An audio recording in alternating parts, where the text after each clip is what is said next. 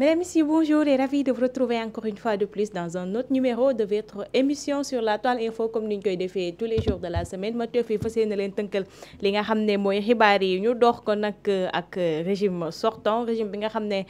moo fi nekkoon à leur tête le président Macky Sall ginnaaw nag bi ñu daal di convoqué Lat Diop ba pare foofee ca gendarmerie Kër Massar tey métro Dakar ci seen xët bu njëkk ñu ñuy xamal ni beneen proche bu Macky Sall daal di nañ koy woo foofee ca gendarmerie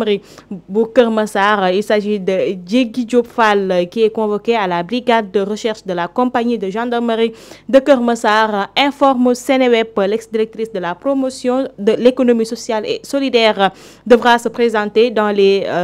les hommes du major Abdou Aziz Kandji ce lundi à partir de 11h. Après avoir reçu sa convocation, elle s'est prononcée sur ces différentes plateformes. Selon Madame Diégui Diop Fall, suite à ma démission du poste de DPS, une campagne tenant de jeter le discrédit sur ma personne a été engagée par l'adversaire politique perdu dans les procédures administratives qu'il semble royalement ignorer. Le nain politique de Bambey m'a fait servir une convocation à la brigade de recherche de Kër Massar pour le lundi à partir de 11h. li nga xam ne nag moom la Diégui Diop daal di wax mi ngoog moom buñ tënkoo ci ay mbiram nee na lépp tentative la rek pour daal di koy intimider waaye moom elle est prête à faire face à eux loolu daal di xamle ma fàttali rek ne moom Diégui Diop ñu ngi ko daal di convoqué ni ki lundi bu 11h jotee foofee ca gendarmerie bu Kër Massar. ba tey dañuy des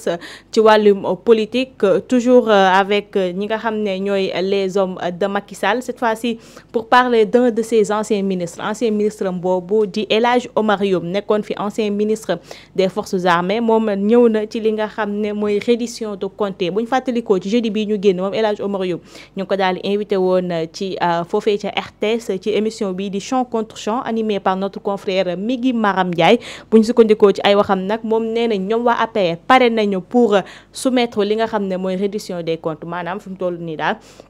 pare nañ pour daal di wuy ji ñi nga xam ne ñooy les nouvelles autorités ci ay kàddoom ma daal di leen xamal li mu wax moom El Hadj Omar Youm nee na nous avons réalisé de nombreuses actions positives et quelques erreurs mais nous sommes pour la reddition des comptes car toute personne en position de responsabilité doit rendre compte. Toutefois, le maire de Thiadiaye exprime des doutes quant à la gestion actuelle du dossier par le nouveau régime. Ce que je redoute, c'est qu'il y ait un règlement de compte ou une manipulation de la justice, d'autant que les rapports ont été publiés depuis longtemps pour les suspects n'ont-ils encore été entendus. Il semble qu'on souhaite sélectionner les juges et leur fournir une feuille de route. Tout le monde sait comment cela fonctionne, c'est évident, dénonce l'ex-ministre. ñoom Omar Youm nee na ñoom pare nañ pour daal di wuy ji li nga xam ne mooy reddition des comptes bi mais benn doute rek la am mooy ñu daal di jël mbir mi def ko problème personnel. moom loolu la xamle li muy ragal ci mbir mi mooy ñu sélectionné seeni juge bopp ngir jox leen affaire bi ñu daal di koy régler mu mel ni lenn lay daw ci mbir mi daal muy affaire de règlement de compte moom Omar Youm loolu la daal di xamle ci émission bi nga xam ne mi ngi ko doon defee foofee ca RTS. cette fois-ci nag dañuy des ci politique waaye ak toute société parce qu'on va parler de ki nga xam ne mooy Ahmed Suzanne Camara. Ahmed Suzanne Camara ci bés yi ñu génn toogoon naa fii ne Ahmed Suzanne Camara dañ ko daal di teg loxo ba fi mu toll nii sax mandat de dépôt nañ ko ba yóbbu foofee ca prison. bu ñu sukkandikoo ci Alioune Tine bi nga xam ne mooy le président d'Afrique Jom Center moom ci li mu daal di wax mu ngi interpellé ki nga xam ne mooy président de la république ndax bu ñu sukkandikoo ci post bi nga xam ne def na ko sur sa page Twitter nee na ki nga xam ne mooy Ahmed Suzanne Camara mi ngi paquetage foofee ca chambre 5 te état de santé may ko muy nekk ci paquetage kon na président de la république gaaw koo geesu ñu génne ko fi mu nekk balaa l'irréparable di produire ma daal leen di citer li nga xam ne moom la daal di véhiculer ci message mooy veiller à la sécurité et à la sûreté d'Ahmed Suzanne Camara est une précaution minimale. Donc, le retirer immédiatement du paquetage, il faut savoir de cette situation et franchement le libérer du délit d'offense au chef de l'État. Depuis les années 90, nous nous battons pour que cette disposition archaïque disparaisse de notre discours pénal. Ça fait partie des recommandations des assises de la justice. loolu la xam ni loolu la daal di xamle mooy dañoo war a libérer ki nga xam ne mooy Ahmed Suzanne Camara ba pare supprimer li nga xam ne mooy l'article 80 bi nga xam ne mooy condamné nit ñi pour offense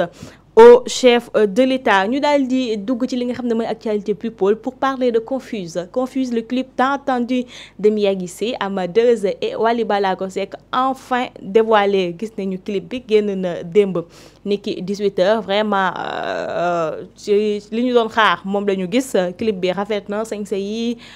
son yi, voilà, image yi, vraiment tout beau. Gis nañ ci Wally Seck ak ki nga xam ne ñooy Mia Guissé, fecc nañ ci, sañse nañ ci, voilà, ils ont fait rêver ñi nga xam ne mooy leurs fans yi nga xam ne ñoo leen di suivre depuis démb. ñu yor flambeau bi sur les réseaux sociaux parce que fi mu toll nii ba daanaka ñuy mujjee xool li nga xam ne mooy clip bi dépassé woon nañu les 500 000 vues di dem bu ñu sukkandikoo ci li nga xam ne mooy temps fort yi gëm nañ ne tey balaa ñuy tëdd dina am li nga xam ne mooy 1 million de vues ba tey nag dañuy des ci wàllum actualité people. Cette fois-ci pour parler de Maimouna Ndour Faye ak benn tiktokeuse bi nga xam ne tiktokeuse bi Pastef la bokk fi mu toll nii ñoom ñaar aussi ñoo téye li nga xam ne mooy buzz bi sur TikTok bi di wuyoo ci turu Mame Diarra Cissé ñu koy woowee Krëbës Lébu moom nag daal di nay fuité li nga xam ne mooy audio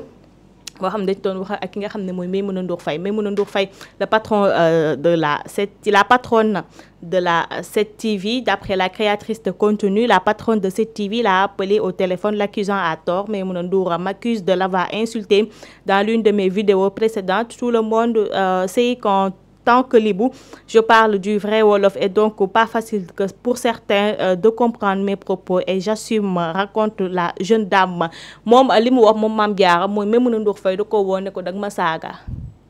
ci vidéo yi nga xam ne mi ngi koy def ba tax na moom sur sa page TikTok moom it génn na defaat beneen vidéo daal di ne dawul yoolee ci li mu wax te mi ngi reproché ki nga xam ne mooy Maimouna Ndour Faye de l'avoir traité de fenkat parce que bu ñu sukkandikoo ci ay kàddoom dane Maimouna Ndour Faye fenkat la ko wax ba tax na daal comme d'habitude ni ñu ko tàmmee gis ci certaines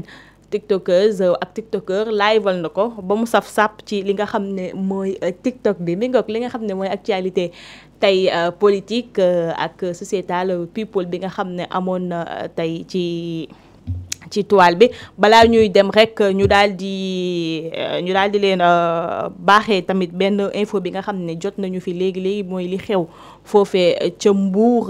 foofee ca Tivaouane nga xam ne ab daara boo xam ne démb dafa daal di lakk ba tax na ñetti taalibe ñàkk ci seen bakkan ñeent nekk ci dans un état grave ñu leen di ñaanal yàlla suñu borom mu gaaw fëgg seen bopp ñoom ñu ci amee ay gaañu ñi ci ñàkk seen bakkan aussi yàlla daal di leen xaaree ci aljanna yu gën a kawe vraiment métti na trop dégg naa bu ñu sukkandikoo ci information yu Seneweb nee nañ ab sondeel moo taal bile daara ba tax jéye ji daal di am ñu leen di ñaanal bu baax a baax fi ñu jógee gënal leen fi ñu jëm gënal leen fi ñu jógee surtout ñu ci am ay gaañu yàlla gaaw fëgg seen bopp mi ngoog li nekkoon tey votre émission sur la toile info ma leen di jox dig daje lundi incha allah ci beneen numéro d'ici là portez-vous bien et passez un excellent week-end à lundi.